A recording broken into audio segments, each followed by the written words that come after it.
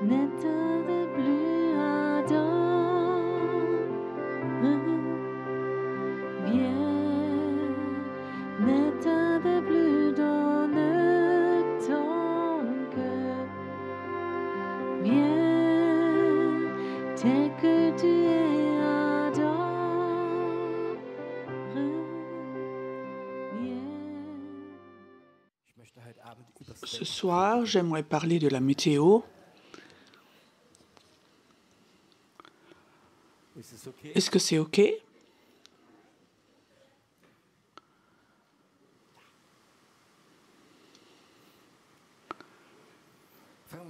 On va commencer avec la météo.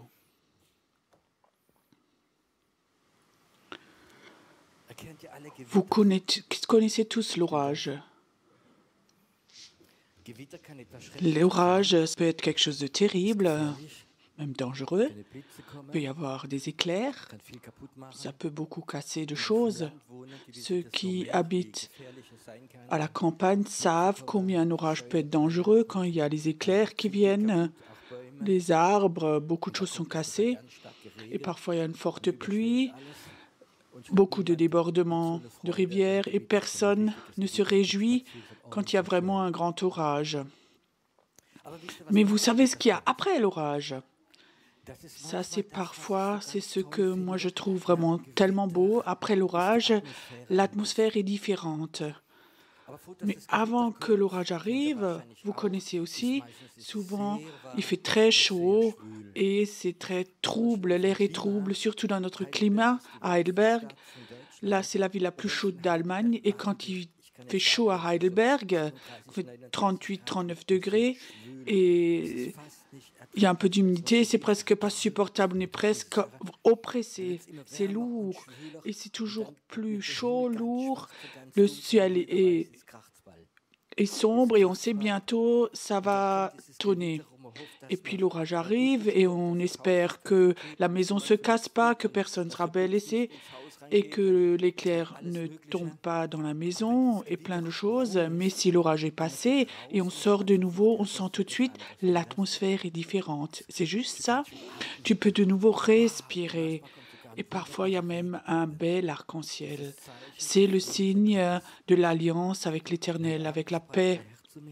Ce soir, Dieu me parlait et me disait, Pierrot, l'orage va venir. L'orage va venir dans les finances, la politique. On va voir comme le ciel va devenir de plus en plus sombre. Les gens qui se connaissent un peu dans le monde des affaires et dans tous les autres domaines, on n'est pas dans un bon temps en ce moment.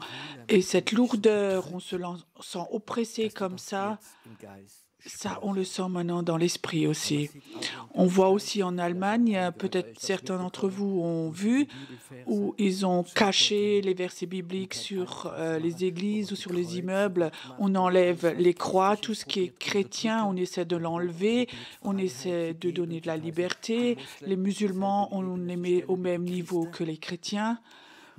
On est dans un temps où l'oppression est là. Et tu sais, il y a quelque chose qui va se passer et le péché devient de plus en plus grand, le trouble devient de plus en plus grand et l'oppression devient plus grand et on n'entend rien des politiciens qui disent ce serait bien qu'on cherche Dieu, qu'on prie. Non, il n'y a rien dans cette direction-là. Nous sommes dans un pays qui se nomme chrétien, où plus de 80% de personnes se nomment chrétiennes et personne ne parle de prière. Peut-être il se peut que Dieu ait une réponse à tout ça. C'est de plus en plus oppressant dans tous les domaines et l'orage va vraiment venir. Et on est en ce moment dans cette oppression, on va la sentir de plus en plus et l'orage va venir et ça va venir avec des éclairs et il y aura tant de secousses dans les finances, dans le monde du travail, dans plein de domaines. Chaque année, 10% de notre économie, on est volé, vous le savez ça. Des gens qui ont travaillé très honnêtement, on est dans un temps où nous sentons Beaucoup le mettent de côté, mais surtout les chrétiens, on sent cette atmosphère qui est très oppressante. Et il y a quelque chose qui arrive, il y a quelque chose qui se prépare. Je ne veux pas faire peur, mais je sais, il y a un ébranlement, une secousse qui va venir. S'il n'y avait pas de secousse, il n'y aurait pas de réveil. Et on arrive dans ce temps maintenant où on sent cette oppression et on sent l'orage arrive. Et je dis, il n'y a pas ce qui va venir, c'est une bombe atomique et les étoiles vont tomber avec les éclairs. Donc ça ne va pas venir maintenant, mais quelque chose d'autre vient. Il y a vraiment un ébranlement qui va venir. Et après cet ébranlement, l'atmosphère va être meilleure. Après cette secousse, cet ébranlement, je peux te dire, je te donne un exemple. La Deuxième Guerre mondiale n'est pas arrivée d'un moment à l'autre. Ça s'est construit doucement. Le régime nazi est devenu de plus en plus fort. Ils ont maltraité les Juifs jusqu'à ce que la guerre mondiale est venue. Et après cette guerre mondiale, il y avait un temps qui était là. C'était un temps du réveil ici en Allemagne. J'ai juste lu un reportage de Paul Gane, qui était un grand prophète. Il était en 1948 à Karlsruhe. Il a fait une évangélisation et il y avait 30 personnes dans le stade. Tu peux imaginer quelque chose comme ça? Aujourd'hui, on peut même plus imaginer ça à Karlsruhe. Mais c'était ça l'après-guerre, quand la guerre était finie. Dieu a aussi donné le pardon pour que le peuple puisse se reconstruire. Les gens ont couru dans les églises. Et il y avait le mouvement de Jesus People. Il y avait un mouvement après l'autre de réveil à ce moment-là. Et je me rappelais que c'était la grâce. Et quelque part, nous l'avons oublié. Et maintenant, on vit dans un temps où il y a cette oppression qui devient de plus en plus forte. Cet orage va venir. Et après l'orage, il y a ce temps du réveil et avec les promesses de Dieu. J'ai commencé avec l'orage, mais Dieu m'a dit, parle de ses promesses après l'orage. C'est OK? Et j'ai eu un texte biblique de Dieu, d'un prophète que j'aime par-dessus tout, c'est Ésaïe. Et là, il est écrit aussi un temps du jugement, et après le jugement, il y a la grâce. Après l'orage, il y a un air frais qui vient. Je vais vous lire dans Ésaïe 54. La majorité connaissent, mais écoutez. Quand les montagnes s'éloigneraient, quand les collines chancelleraient, mon amour ne s'éloignera point de toi, et mon alliance de paix ne chancellera pas, dit l'Éternel qui a compassion de toi. Si tout est secoué, Dieu dit, ma grâce ne va pas s'éloigner, des enfants de Dieu ne va pas s'éloigner. Il n'y aura pas de rentabilité. Dieu ne va pas dire après l'orage, maintenant il faut que vous fassiez quelque chose. Dieu dit, ma paix, mon alliance ne va pas s'éloigner de toi. Est-ce que tu peux avaler cette promesse? Ça ne sert à rien si juste tu dis oui, alléluia. Si ça ne rentre pas dans ton cœur, ça ne sert à rien du tout. J'aimerais encore le dire, car les montagnes s'éloigneraient, quand les collines s'éloigneraient. Mon amour ne s'éloignera pas de toi, mon alliance de paix ne chancellera pas, dit l'Éternel. Voici, je garderai tes pierres d'antimoine et je te donnerai des fondements de saphir et je ferai des créneaux de rubis et des portes d'escarbouche sur toutes les enceintes de tes pierres. Dieu dit, tu vas reconstruire et tu vas prendre le matériel le plus cher, le meilleur. La Bible dit, si l'Éternel ne bâtit pas, tu bâtis pour rien. Et je crois que les derniers temps, on a beaucoup construit. Dans les dernières années, on a beaucoup construit des églises. La dernière fois, je m'entretenais avec des gens, des personnes des médias chrétiens, de structures d'églises qui décrivaient tout ça. Et ils disaient les dernières années, peu d'églises sont devenues atteintes l'âge de 7 ans. Il y avait toujours des séparations, des scissions, des gens ont commencé et ça de nouveau cassé, séparé. Et peu d'églises ont survécu 3 générations. Quand je suis devenu nouveau chrétien, converti, je venais des hommes d'affaires, je connaissais un homme chez les hommes d'affaires. Et tu sais, quand on est nouveau chrétien, On a besoin comme ça de modèles spirituels. Et cet homme, c'était un modèle pour moi spirituel. Donc il parlait bien aux incroyants, il avait du succès, il avait bonne allure. Je regardais cet homme et de travail, il était conseiller financier. Il avait un grand bureau avec 40 employés. Donc c'était un gros poisson, comme on dit, un chrétien. Alors, je l'ai connu dans le domaine privé et je lui disais, lui, il était responsable dans toutes les églises aussi, et je lui disais, tes clients sont sans doute 90% des chrétiens. Il dit, non, non, les chrétiens, c'est 10%. Les autres, ce sont des hommes d'affaires du monde. Alors je dis, mais sans doute, les 10%, c'est les meilleurs. J'étais nouveau chrétien, je pensais ça, j'avais ça dans mon cœur. Ils doivent donc être bénis, les chrétiens. Il dit, oh non, si j'avais que des chrétiens, je ne pourrais pas vivre. Alors je disais, mais explique-moi, je ne comprends pas. Il dit, tu sais, les chrétiens sont plutôt ceux qui sont plus près de la faillite. Et je ne comprenais pas ça. Je disais, mais Seigneur, ce sont les enfants de Dieu. Plus tard, j'ai compris, quand tu es chrétien et tu ouvres une entreprise, il ne faut pas que tu gères ton entreprise avec le principe du monde. Il faut juste que tu travailles avec des principes spirituels. Si un non-chrétien va là, souvent ça marche, si un chrétien va entre et prend les principes humains, l'ennemi vient et casse tout ça.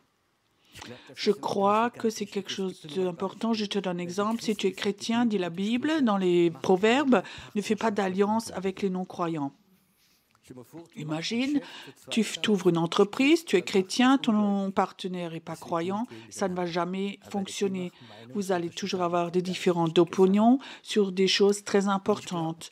Et je crois que c'est important.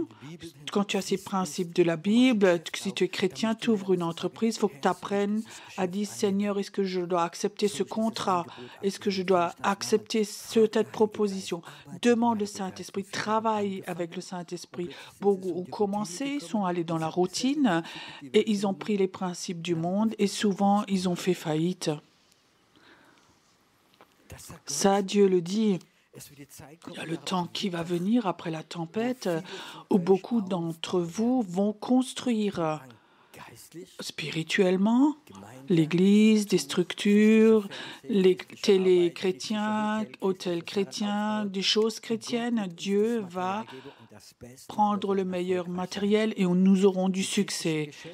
Les chrétiens vont se lever après l'orage et Dieu va les bénir par-dessus tout que les gens vont venir.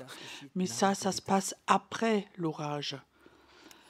Après l'orage qui va venir maintenant, ou peut-être où les finances vont être détruites beaucoup, la politique, les médias, après, Dieu donnera une phase de reconstruction, surtout pour son royaume, pour le réveil. Ça ne suffit pas de dire on croit au réveil, mais Dieu voudrait déjà donner aux gens des plans pour le réveil et dire aux gens, j'aimerais t'utiliser de telle ou telle façon dans le réveil. Ce ne sera pas seulement une histoire de 2-3 ans, ça va être un réveil qui va toucher toute une génération. Et c'est important dans ce temps que dans ce réveil, que les enfants nés de nouveau, les chrétiens nés de nouveau, soient dans les finances politiques, dans les finances, dans les banques, partout dans beaucoup de domaines. Et je crois que c'est important de savoir, c'est la parole prophétique. Cet orage va venir, on va traverser cet orage. Peut-être qu'on sera aussi mouillé, mais après, il y a cette phase de reconstruction où la grâce ne va pas s'en aller de ses enfants. Qu'est-ce que c'est la grâce? David dit une phrase merveilleuse, si 1000 tombent à droite, 10 000 à gauche, moi je reste debout. Pourquoi il reste debout? Parce qu'il est un héros? Non, parce que Dieu a posé sa grâce sur lui. Ça, on va le vivre dans cet orage, mais après cet orage, il y aura la phase de la reconstruction.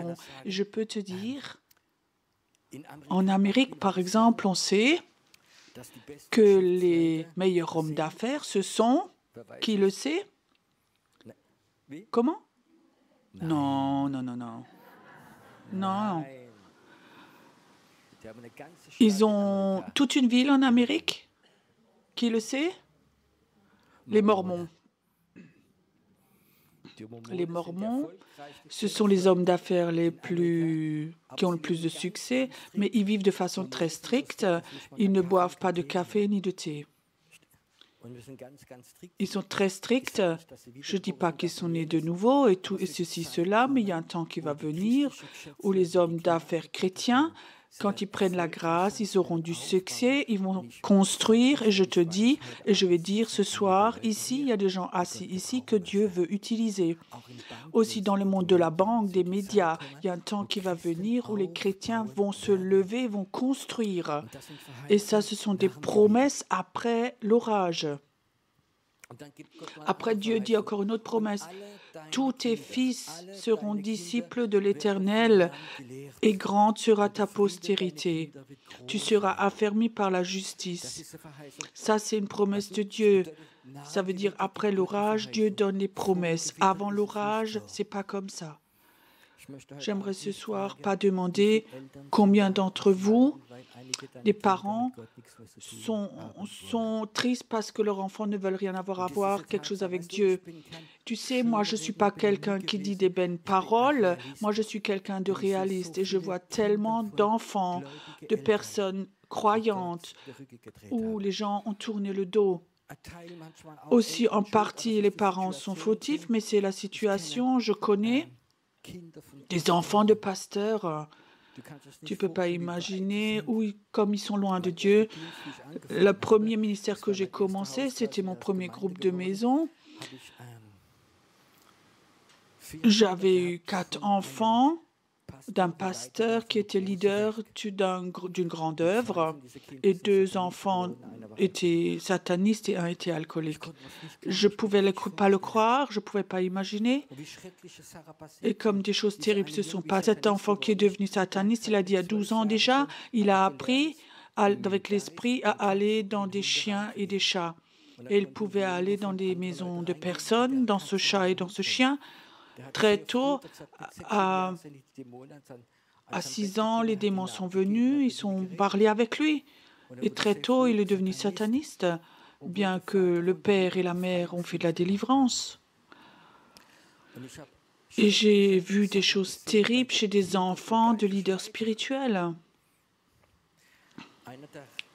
Un des pasteurs les plus connus, de pasteur pentecôtiste d'une grande ville, il a 800 personnes dans son église. Son fils avait 22 ans, il était schizophrène. Et un jour, pendant que le père était dans son bureau, lisait la Bible, le fils vient à l'arrière avec un couteau et lui pique dans le dos. Mais là, il y a des promesses après l'orage. Je vous lis encore les promesses. Tous tes fils seront disciples de l'Éternel, et grande sera ta postérité. Tu affermiras par la justice, bannis l'inquiétude, car tu n'as rien à craindre, et la frayeur, car elle n'approchera pas de toi. Dans ces temps, après l'orage, il ne faut pas que tu aies peur que les voisins te maudissent, que le prêtre occulte ou la sorcière font des choses contre toi, ça ne va pas te toucher. Il va y avoir un temps de grâce où tu ne vas pas te battre pour survivre en tant que chrétien comme maintenant. Beaucoup de chrétiens vivent des choses terribles. Aujourd'hui, je peux vous raconter dans la cure d'âme où les chrétiens, des croyants en ce moment, sont poursuivis par des puissances démoniaques et d'autres choses, où vraiment mon cœur parfois est brisé quand je vois ces choses-là. Aussi beaucoup de chrétiens, des femmes, ont fait des fausses couches, parfois plus que la moyenne. Et c'est souvent parce qu'elles ont été maudites et d'autres choses. Et le Seigneur dit, dans ce temps-là, il n'y aura pas de ténèbres qui va aller contre toi. Ça va être passé. Si l'on forme des complots, cela ne viendra pas contre toi. Quiconque se liguera contre toi tombera sous son pouvoir.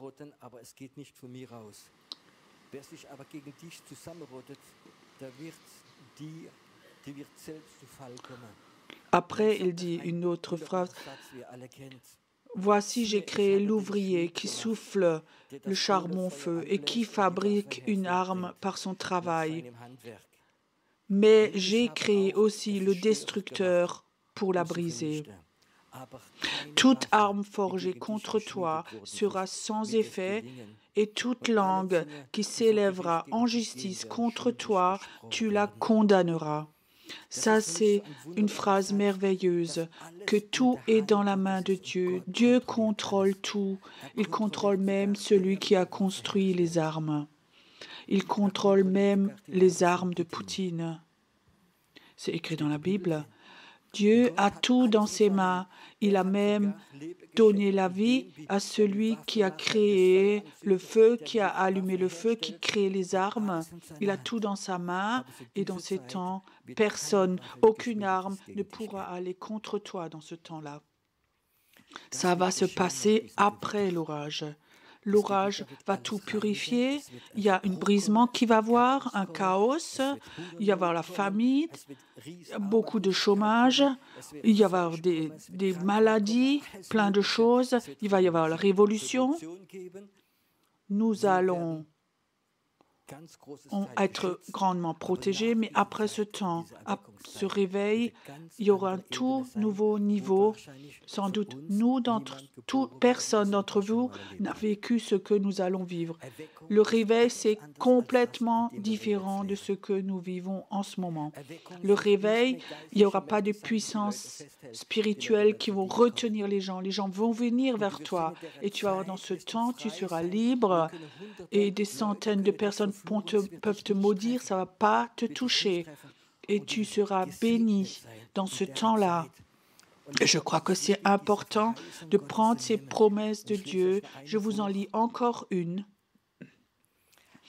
Tel est l'héritage des serviteurs de l'Éternel. Tel est le salut qui leur viendra de moi, dit l'Éternel. Ça, c'est la promesse que je donne à mes enfants. Et c'est important que nous vivions dans cette promesse. Il y a des chrétiens, ils ont une promesse. Le Seigneur revient bientôt. Et ils vivent avec cela. Et moi, je les admire. Moi, je ne peux pas vivre avec ça. Juste, la seule vision, Dieu vient bientôt. Moi, j'ai été éduquée dans un milieu très religieux. Et c'était aussi une secte. Et chaque deuxième mot, le Seigneur revient bientôt. Il est devant la porte. Ma grand-mère était croyante, elle me dit toujours, Pierrot, tu n'as pas besoin d'aller à l'école, le Seigneur revient avant. Moi, je le croyais. Pierrot, tu ne vas pas faire d'examen, tu ne vas pas apprendre un métier, le Seigneur revient avant. Pierrot, tu ne vas pas te marier, le Seigneur vient avant. Tu n'as pas besoin de te préparer, le Seigneur vient avant. Tu n'as pas besoin de construire une maison, le Seigneur vient avant. Ça, c'était il y a 60 ans. Et la génération avant moi disait ça aussi. Il y a comme ça des prospectus, des tracts qu'on donne à ces gens, vous connaissez, au non-croyants. Et souvent, en haut, il y a une image, il y a une montre, il est midi moins 5. Ça fait déjà 300 ans que la montre est restée en place, elle s'est arrêtée. Si les gens savaient un peu réfléchir et disent « tu peux donc pas, avec ce prospectus, il est midi moins 5, aller chez eux et dire « le prospectus existe depuis 300 ans et la montre est restée en place, elle s'est arrêtée ». Tu sais, si les chrétiens ont ce message, le Seigneur revient très, très, très bientôt, alors on ne fait plus rien. Alors on attend que le Seigneur revienne. Alors il y a quelqu'un qui rigole de ceci, c'est l'ennemi. Dieu voudrait nous donner des promesses et je peux te dire, le Seigneur ne va pas revenir aussi longtemps que les promesses de Dieu ne sont pas réalisées. Et une des promesses, c'est Jésus revient et il cherche une épouse, une église forte, sans ride, sans tache. C'est la Bible qui le dit. Alors commencez à croire la Bible et pas ce que les gens racontent. Et si les gens n'ont plus de courage, sont dépressifs, alors ils vivent comme ça. Oui, le Seigneur, il pourrait revenir cette nuit même. 50 ans après, il est toujours encore là et il attend. Oui, il va venir. Même le Seigneur ne sait pas quand il va revenir. C'est écrit dans la Bible. Dieu sait, même pas Jésus le sait. Le Seigneur va revenir, Mais aussi longtemps que le Seigneur n'est pas là, il faut que l'on prenne les promesses de Dieu et les missions que Dieu nous donne, il faut les prendre. Une question, est-ce que tu veux vivre le réveil? Est-ce que tu veux voir comme tes enfants viennent tous à Dieu? Tes petits-enfants, tu veux voir comme des villes viennent à Dieu. Tu veux voir comme ce qui avant était tellement difficile. Tu as commencé à construire quelque chose pour Dieu. Vous connaissez ça, tu commences à construire dans la foi. Tu fais un groupe de maison. Vous êtes à 3. Oh, tu te réjouis. Après, vous êtes à 4. Et après 5. Et après 2 repartent. Et le 3e ne veut plus venir non plus. Ça fait de la joie, quelque chose comme ça. Hein? Alors tu recommences. Ça se casse de nouveau. On ne peut même plus imaginer ce que c'est. Tu commences quelque chose que le Seigneur te dit. Et ça ne va pas s'arrêter de croître. Ça ne va pas s'arrêter de croître. Il y a un homme, malheureusement, il prêche plus, il s'appelle Siegfried Müller, vous connaissez sans doute. Et comme ça, j'ai lu un de ses livres, et moi, ça me plaisait, cet enthousiasme. Il avait commencé à la maison, son église, dans son salon. Ils étaient 7-8 personnes, et tout d'un coup, il y avait 10 personnes, 12 personnes. Il fallait déjà sortir le canapé pour qu'il y ait de la place. Et après, il y a plus de personnes, mais il n'y avait pas plus d'argent. Alors, tous les dimanches matin, ils ont démonté leurs meubles, ils les ont sortis. Il disait, il avait de la joie, ils avaient de la joie dimanche matin à démonter l'armoire, la commode pour les sortir sur la terrasse pour que des gens puissent venir. Ça, c'était un temps où nous avions de la joie parce que la promesse de Dieu était là. Il va y avoir une grande œuvre qui va sauver des millions de personnes. Si on n'a pas de vision, on ne pourra jamais faire ce genre de choses. C'est important que tu saches, après ce réveil, il y a des principes complètement différents. Tout va être autrement. L'ennemi ne peut plus nous freiner. Et il faut qu'on vive avec cette vision en nous. Qu'après cet orage, il va y avoir un temps du réveil où Dieu va nous utiliser. Tu sais, le réveil, ce n'est pas les gens qui suivent, mais c'est des gens qui se lèvent et appellent d'autres personnes. Il y a toujours des chrétiens, c'est ceux qui suivent, ou des gens, que quelqu'un va là-bas, il vient, mais il y en a qui se lèvent. Qu'est-ce que c'est ton plan pour ma vie, Seigneur? Imagine si maintenant tu savais, dans 2 ans, maintenant, le 1er janvier, le réveil commence. Tout va être différent. Est-ce que tu as déjà un plan, ce que toi tu vas faire là-dedans? Est-ce que tu as déjà quelque chose dans ton cœur? Comment toi, tu vas attraper les gros poissons comme tu as un grand filet ou tu es encore là avec ta petite canne à pêche? Peut-être je vous provoque un peu ce soir, mais parfois ça fait du bien de réveiller les gens. Et ça ne suffit pas de croire que le réveil va venir, mais il faut que tu te prépares. Il faut que tu aies les promesses de Dieu en toi, ces promesses de Dieu, et de savoir, après l'orage, il y a cet arc-en-ciel, il y a un air frais, et tu vas aller dans un temps avec d'autres principes, promesses, et Dieu va te bénir, tu vas construire quelque chose, tu vas ouvrir quelque chose, tu vas ouvrir une chaîne TV chrétien, un hôtel, tout va avoir du succès, tout ce que tu construis. Et là, il faut que tu te prépares.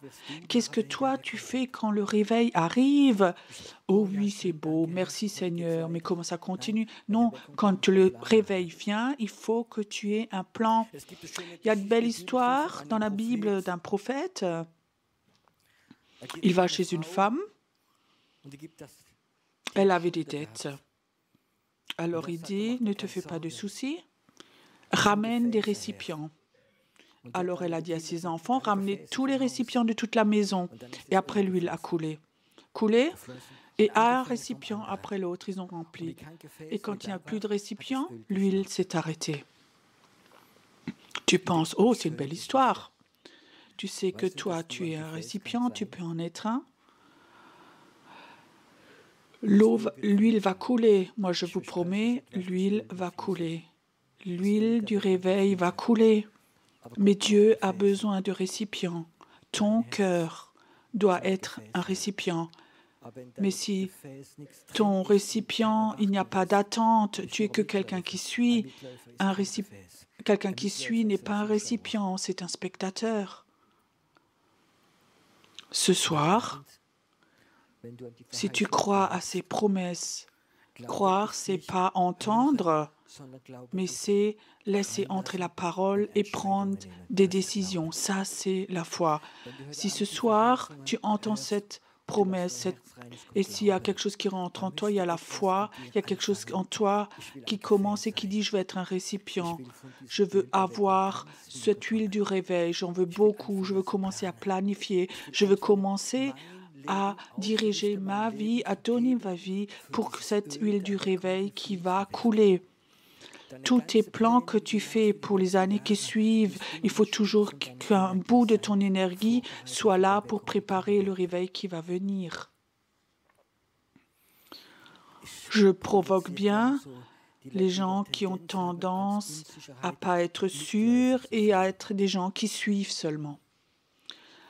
Un homme en Amérique avait une immense tente. Et c'était un funambule. Et il avait mis sa corde à 50 mètres, 15 mètres de haut, 5-6 étages en fait ce serait. Après il a le micro, en bas il y avait 1000 personnes. Il disait « Est-ce que vous croyez que je peux marcher sur ce fil, sur cette corde ?» Il disait « Oui !» Alors il est passé. De l'autre côté, il demande « Est-ce que vous croyez que je peux de nouveau retourner avec des yeux bandés ?» Tout le monde disait « Oui !» L'homme a traversé avec les yeux donc bandés, il n'est pas tombé. Après l'homme, il dit, est-ce que croyez que vous êtes capable de traverser avec une brouette, les yeux bandés? Il disait, oui, tout le monde. Et maintenant, il demande, est-ce que quelqu'un veut aller dans la brouette? Tout le monde a crié, oui. Qui veut s'asseoir dans la brouette? Il n'y avait personne. Ce oui, ce n'était pas une fois. C'était suivre. Tout le monde a crié oui. J'espère que ce n'est pas comme ça ce soir.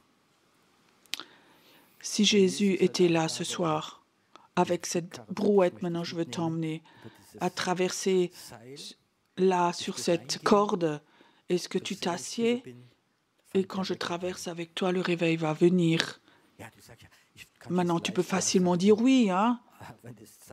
Mais si cette corde était à plus de 10 mètres de haut, moi, je préfère mourir dans la brouette de Dieu que d'avoir du succès sans lui.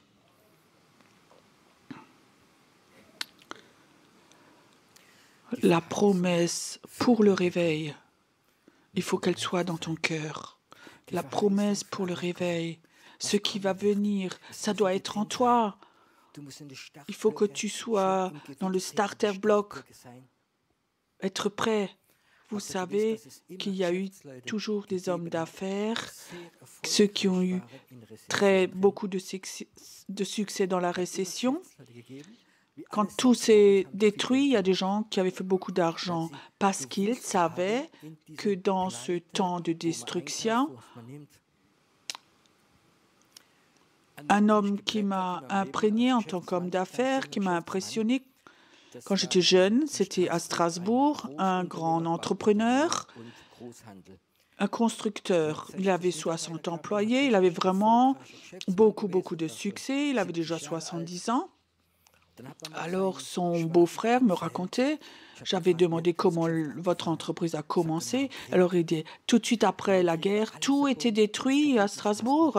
Alors il commençait avec son vélo, il a mis 5 ou 6 tuiles sur son vélo, et là où était tout cassé, et il a vendu ces tuiles avec le vélo. Et quand il avait fait un peu de bénéfice, il a acheté une petite remorque et il a livré des briques après. Et après les briques, après il a acheté un petit bus, après un camion. Quand tout était cassé, lui, il a commencé, il n'a pas pleuré, j'ai besoin du RMI, mais il a commencé tout petit.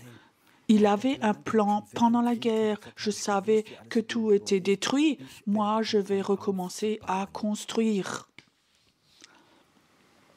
Je sais que c'est difficile Quand on a cette vieille pensée, des années nous avons vécu en tant que chrétiens dans une atmosphère anti-chrétienne. Nous nous sommes habitués à cela. Nous vivons dans un temps anti-chrétien en Suisse, en Europe, partout en Allemagne. Toute l'Europe, c'est un endroit anti-chrétien. On est dans cette atmosphère anti-chrétienne. Tout est très difficile, je le reconnais, je vois comme c'est difficile. Mais quand le réveil vient, quand l'orage est passé, cette lourdeur va être passée. Tout va être différent. Est-ce que tu veux être dans cet endroit de tout différent? Tu veux être avec? 2 professeurs avaient fait un test. Ils voulaient savoir à quelle hauteur un pou peut sauter. Alors, ils ont pris un verre à boire, ils ont mis un pou dedans. Et effectivement, le pou, la puce, pouvait sortir du verre. Donc, il pouvait sauter plus haut, 30, 40 fois plus haut. Après, ils ont mis un couvercle sur le verre. Après, la puce, le pou, se cognait toujours la tête au couvercle. 8, 9, 10 fois. Après, le pou a compris qu'il se faisait mal. Après, il a que sauté aussi haut que le couvercle. Après, ils ont enlevé le couvercle. Tu sais quoi? Ce pou ne sautait après plus au-dessus du verre parce qu'il s'est tellement cogné la tête et c'était programmé dans la tête du pou. Tu sais, nous aussi, on est souvent programmés. On ne peut pas sauter plus haut parce qu'on va nous taper dessus. Et maintenant, pendant les réveils, le couvercle est enlevé. Le couvercle est enlevé. Alors on pourra de nouveau sauter par-dessus. Est-ce que tu connais ce couvercle? Tu t'es converti, tu avais une telle vision, tu voulais sauver le monde entier. Et après on t'a tapé dessus. Ah oui, maintenant il faut être correct, il ne faut pas choquer. Ou peut-être que tu croyais au réveil dans ton église, tu as commencé, pasteur, on veut le réveil. Alors on t'a tapé dessus. Sois correct, enlève tes péchés, soumets-toi. On t'a mis un couvercle. Tu sais, moi je connais ces couvercles-là, mais je l'ai toujours rejeté parce que je sais, ça va venir. Et je te demande encore une fois ce soir, si tu crois aux promesses que le réveil va venir, est-ce que tu veux être un récipient? Est-ce que tu voudrais être un récipient où l'huile du réveil va couler, un grand récipient, et tu as l'onction du réveil en toi, et tout ce que tu vas faire aura du succès? Est-ce que tu voudrais être ce récipient? Mon épouse, elle a un don, elle s'est très bien rangée. Elle s'est si bien rangée qu'on ne le trouve plus. C'est aussi un don. Et quand de temps en temps je cherche quelque chose, tu sais, où c'est? Oui, j'ai rangé. Et elle dit, je dis, tu sais où? Non. Pourquoi je vous raconte ça? Parce que le temps va venir. Il ne sera plus un temps, il faut chercher. Mais maintenant, c'est le temps de chercher le récipient, de trouver le récipient. C'est maintenant le temps de donner ton cœur en tant que récipient pour la préparation, pour le réveil. Maintenant, c'est le temps. Ne cache pas ton cœur, ton récipient. Peut-être que tu ne le trouveras pas, ce sera trop tard. Maintenant, c'est le temps de préparer maintenant ton récipient au réveil. Je dis encore même une parole. Il y a des personnes ici où dans le plan normal, que peut-être que dans 2-3 ans, tu sois dans l'éternité. Mais si tu prépares ton récipient au réveil, Dieu va changer ta vie et il va prolonger ta vie. Et tu vas voir le réveil. Moi, je l'ai plusieurs fois eu des paroles de connaissance où Dieu a donné des années de vie. Il y avait un homme qui est venu au culte à Zinsheim. Il était là et la femme avait dit son mari son cœur était complètement cassé et Il avait peut-être 75 ans et je suis venu vers lui. Dieu te donne 10 ans encore. Et tu sais, il a allé jusqu'à 85 ans, il est resté en bonne santé. Et j'ai souvent vécu où souvent Dieu prolonge la vie des gens parce qu'ils sont allés dans le plan de Dieu. Aujourd'hui, j'ai lu dans le journal, que dans le mois de septembre, il y a une surmortalité de 9%. Personne ne sait pourquoi. Il y a 9% de plus de morts en septembre que les années d'avant. Donc, les scientifiques ne savent pas pourquoi. Moi, je vous dis, les gens qui se préparent pour le réveil et ils ont rempli leur récipient, Dieu va prolonger leur vie. Et c'est aussi pour certaines personnes qui sont là ce soir. Le temps est là maintenant.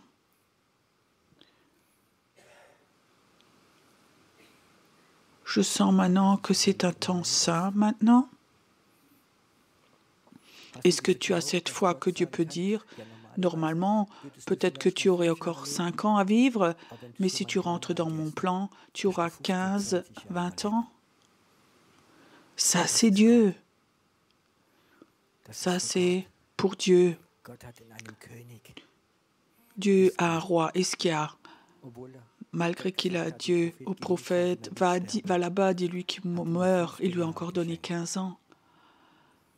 C'est quelque chose de divin, quelque chose de biblique. Et je sais, Dieu va à certaines personnes ce soir qui vont rentrer dans le réveil. Il va prolonger leur vie. Il va prolonger leur vie. Peut-être que tu n'es qu'un récipient pour la prière. Tu dis, oui, j'ai peut-être plus l'âge pour aller dans les rues, mais ma vie sera une vie de prière pour le réveil. Et Seigneur, je me prépare. Pour le réveil, je vais être un intercesseur. Et Dieu dit, ce récipient va déborder pendant des années. Ça va venir. Ça va venir. Merci Saint-Esprit que maintenant tu es là. Saint-Esprit, je sens maintenant comme tu as soif de toucher ces récipients ce soir, de mettre quelque chose dedans, cette semence du réveil.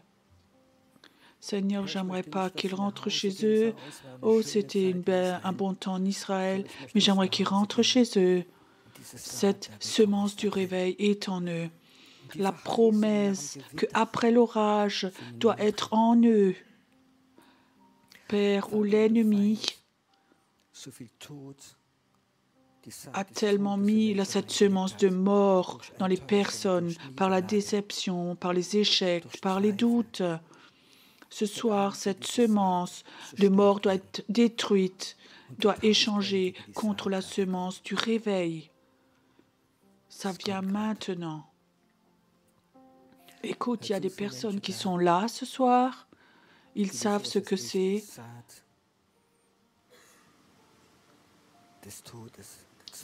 Des semences de mort, du doute, de l'échec. Tellement de déception que tu as eu. Il y a quelque chose de cette semence en toi. Et Dieu dit, j'aimerais échanger cette semence contre la semence du réveil. Écoute, et j'aimerais que tu sois honnête devant Dieu ce soir. Et si tu dis oui, honnête, cette semence de mort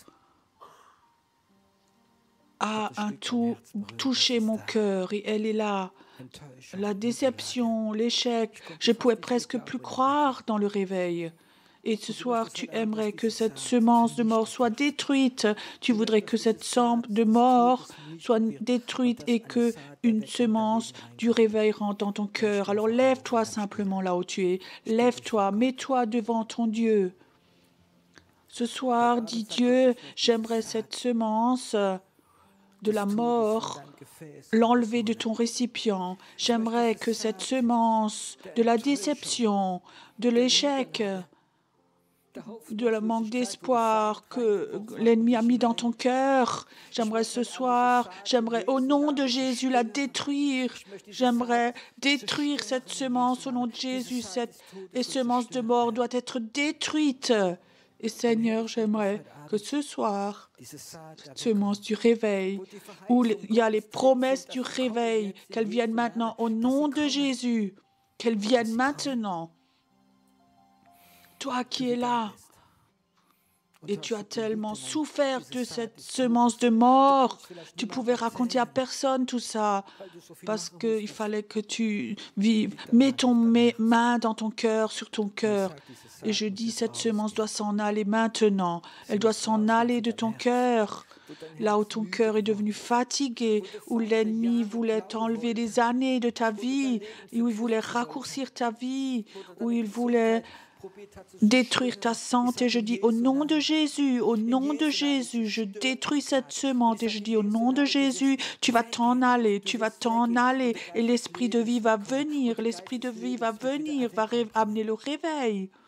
Écoute, ce n'est pas le temps de mourir, ce n'est pas le temps de résigner, ce n'est pas le temps d'abandonner, mais c'est le temps de la préparation.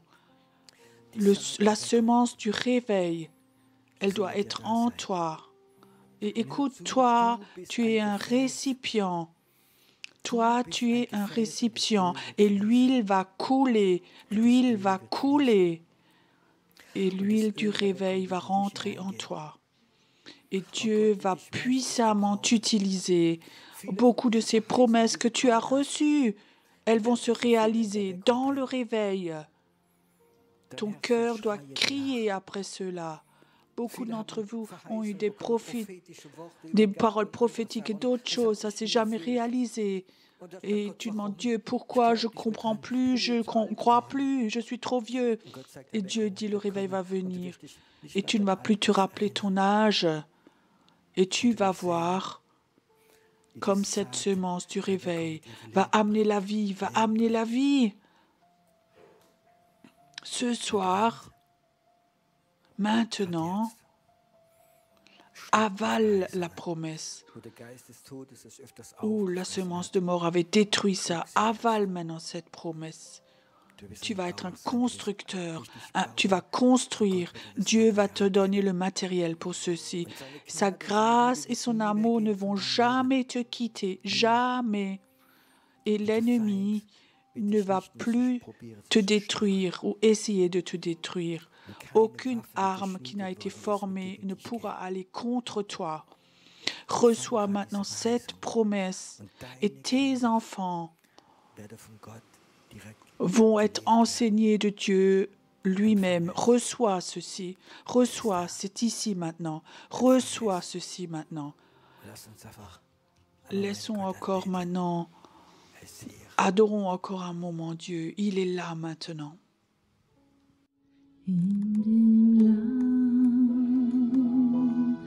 auf dem Thron seines Lob in Ewigkeit sei die Ehre und die Stärke, sei die Macht und Majestät. Wir beten an